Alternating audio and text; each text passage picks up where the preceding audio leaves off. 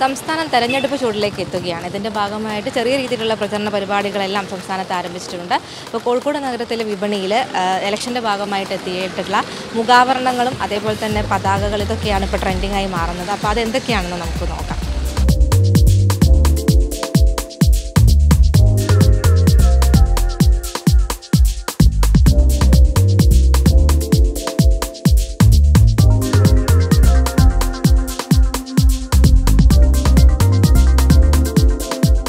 മുന്നണികൾ സ്ഥാനാർത്ഥികളെ പ്രഖ്യാപിച്ചതോടെ തെരഞ്ഞെടുപ്പ് പ്രചരണത്തിന് തുടക്കമായിരിക്കുകയാണ്.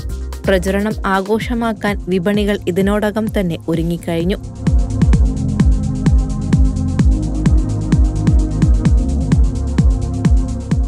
എന്തൊക്കെയാണ് ഇപ്പോൾ ഇലക്ഷനായിട്ട് ഇപ്പോൾ പുതുതായിട്ട് എന്തൊക്കെയാണ് വിപണിയിൽ എത്തിയിട്ട്? തെരഞ്ഞെടുപ്പിനോടനുബന്ധിച്ച് ഇപ്പോൾ മാസ്കുകൾ വന്നിട്ടുണ്ട്.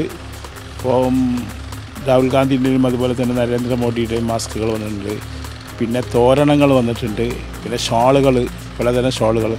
പിന്നെ മാസ്കുകൾ നമുക്ക് ഇത് ഡൽഹിയിൽ നിന്നാണ് വന്നത്, നരേന്ദ്രമോദിൻ്റെയും രാഹുൽ ഗാന്ധിൻ്റെയും. അതേസമയം പിന്നെ പ്രാദേശികമായ സ്ഥാനാർത്ഥികൾ ഇപ്പോൾ കോഴിക്കോട് വടകര സ്ഥാനാർത്ഥികളുടെ ഫോട്ടോ വെച്ചിട്ടുള്ള മാസ്ക് മധുരയിൽ റെഡിയായിക്കൊണ്ടിരിക്കുകയാണ്, എത്തിയിട്ടില്ല.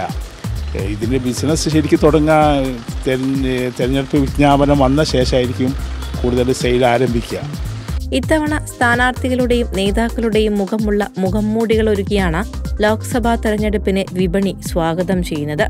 ശിവകാശിയിൽ നിന്നാണ് ബഹുവർണ്ണങ്ങളിലുള്ള മുഖാവരണങ്ങൾ പ്രിന്റ് ചെയ്ത് കൊണ്ടുവരുന്നത്. ഓർഡർ നൽകിയാൽ അടുത്ത ദിവസം തന്നെ പ്രിന്റ് ചെയ്ത് ലഭിക്കും.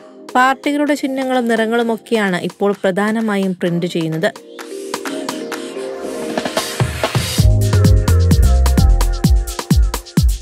അപ്പോൾ ഈ പ്രാദേശികമായിട്ട് കൊടികൾ അതുപോലെ തോരണങ്ങളൊക്കെ ധാരാളമായിട്ട് കഴിഞ്ഞ കാലങ്ങളിൽ വിറ്റ് പോന്നിട്ടുണ്ട്. കോഴിക്കോട്ട് ഇപ്പം മെയിനായിട്ട് ഞങ്ങൾ ചെയ്യുന്നതുകൊണ്ട് പലരും നമ്മളെ ആശ്രയിക്കുന്നത് കൊണ്ട് നമുക്ക് ധാരാളം ബിസിനസ് ഉണ്ടാവാറുണ്ട്. പിന്നെ അതിനോടനുബന്ധിച്ച് നമുക്ക് ഇവിടെ ഈ എന്താ പറയുക നാസിക് ഡോള് അതുപോലുള്ള ഡോളുകൾ, ദഫുകൾ ഒക്കെ ഈ ജാഥയിലും മറ്റതൊക്കെ ആഘോഷിക്കുന്നതിന് വേണ്ടി ചെയ്യാറുണ്ട്. അപ്പോൾ അതും നമുക്ക് വാടകയ്ക്ക് കൊടുക്കാറുണ്ട്.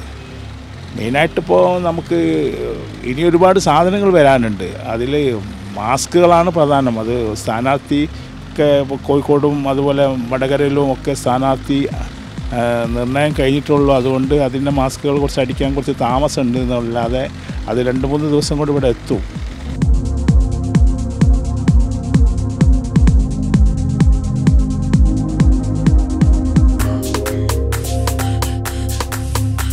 തിരഞ്ഞെടുപ്പ് അടുക്കുന്നതോടെ കൂടുതൽ സ്ഥാനാർത്ഥികളുടെ മുഖംമൂടികളും കൊടിതോരണങ്ങളും മറ്റും വിൽപ്പനയ്ക്കെത്തിക്കും. സാധന സാമഗ്രികൾ മാത്രമല്ല, തെരഞ്ഞെടുപ്പ് പ്രചരണത്തിന് ഇവന്റ് മാനേജ്മെന്റ് ടീമിനെയും സജ്ജമാക്കിയിട്ടുണ്ട്. വൈവിധ്യമാർന്ന പ്രചരണ പരിപാടികളാണ് ഓരോ രാഷ്ട്രീയ പാർട്ടിയും ലക്ഷ്യമിടുന്നത്. ഇനി നാടും നഗരവും തെരഞ്ഞെടുപ്പ് ആഘോഷങ്ങളിലേക്ക് അമരുകയാണ്.